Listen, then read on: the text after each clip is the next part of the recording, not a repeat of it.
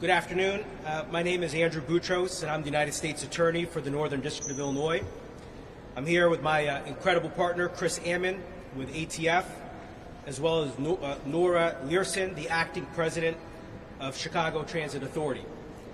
Today, the Chicago U.S. Attorney's Office filed a federal terrorism charge against Lawrence Reed, a 50-year-old Chicago resident, in connection with a brutal and vicious attack on a young woman on the CTA Blue Line on Monday evening at approximately 9 p.m. The victim was riding northbound, approaching the Clark and Lake subway stop in the Loop, minding her own business and reading her phone, when the defendant doused her with gasoline and lit her on fire. The surveillance video is difficult to watch and is very disturbing, as a young woman was set ablaze and tried to put herself out while other passengers got out of the way or watched. When the train stopped and the victim was able to muster the strength to stumble on the platform, two good Samaritans put out the flames. She remains in critical condition, and we pray for the victim's recovery. Mr. Reed is charged with committing a terrorist attack against the mass transportation system, specifically the CTA, which, as most of you know, I have declared to be a part of the Project Safe Neighborhood Zone. Once our office became aware of this incident and the defendant's identity, our team and our law enforcement partners, particularly ATF and the Chicago Police Department, worked through the night to gather the evidence and help us bring swiftly the charge that we filed with the court late this morning. I'd like to thank Special Agent Chris Ammon with the ATF and his agents, as well as Superintendent Snelling and the Chicago Police Department and the Chicago Transit Authority for their incredible work and their assistance in this investigation. We will advise the court about this defendant and his criminal history and other such matters at the upcoming detention hearing, which will be this Friday at 10 a.m. in Judge McNally's courtroom. At this time, I'm going to turn things over to ATF Special Agent in Charge, Chris Ammon. Thank you. Thank you, Andrew. Good afternoon, everyone, and thank you for being here. My name is Chris Ammon. I'm the Special Agent in Charge with the ATF Chicago Field Division. As the U.S. Attorney mentioned, on Monday night, a horrific act of violence occurred aboard a CTA train at Clark and Lake. A 26-year-old woman was deliberately set on fire by Lawrence Reed in an unprovoked attack. The victim in this case is in critical condition, and our prayers are with her, her family, and everyone who is affected by this unimaginable tragedy.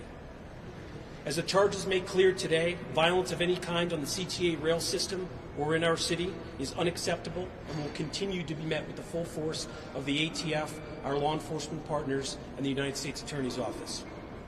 I want to thank U.S. Attorney Andrew Boutros for his leadership and commitment to seeking justice in this case. I'd also like to extend my sincere appreciation to the Chicago Police Department and their investigative response team, their bomb and arson unit. ATF has a strong and proud partnership with the Chicago Police Department.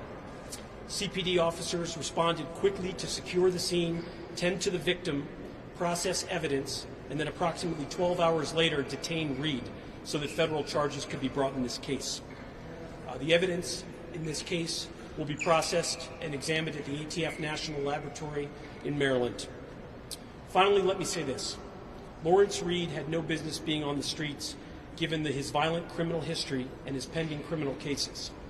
Reed had plenty of second chances by the criminal justice system, and as a result, you have an innocent victim in the hospital fighting for her life. Because of the swift action of CPD, ATF, and our law enforcement partners, there will be no other chances for Mr. Reed. Thank you. We can take a couple of questions if there are any. Can you speak a little bit to that criminal history with the involvement of fire at the Thompson Center? That's correct. We believe he was associated with that 2020 case at the Thompson Center. City Hall? That's still under investigation. Mr. Boutros, obviously you've been able to see the surveillance video. We've not. What walk us through it and explain how it is that you made the determination that this was an unprovoked attack?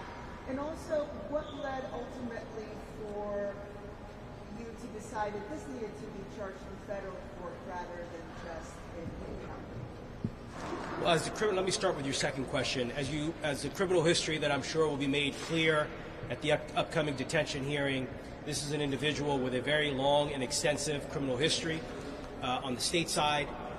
These are incredibly serious charges, and this is a case that now needs to be handled federally. This particular charge carries with it a life sentence, and if death were to happen to the victim, and obviously we pray and hope it does not, this would be a death-eligible case. In terms of the video evidence, obviously I want to stick to what's in the complaint itself, but we've watched the video and different angles of the video, and what we can say is this young woman was on her phone, going through her phone, minding her business, when Mr. Reed approached her and began throwing gasoline on her. And the video, if it does become public, which I suspect it will at some point, you'll be able to see exactly what occurred, but she was literally sitting down. I've seen reports that there was an altercation or that there was some kind of disagreement or argument that took place. Those statements are inaccurate and false. She was on her phone. Are you concerned that his evident mental state could make it hard to have a terrorism charge stick? We have a court system that deals with mental health and mental health competence, and so we know that this will go through that normal channel, and so he'll be able to avail himself of that entire sort of process, and so we have full confidence in all of that. I'm not aware of him ever being declared mentally incompetent in connection with any of the other extensive criminal history.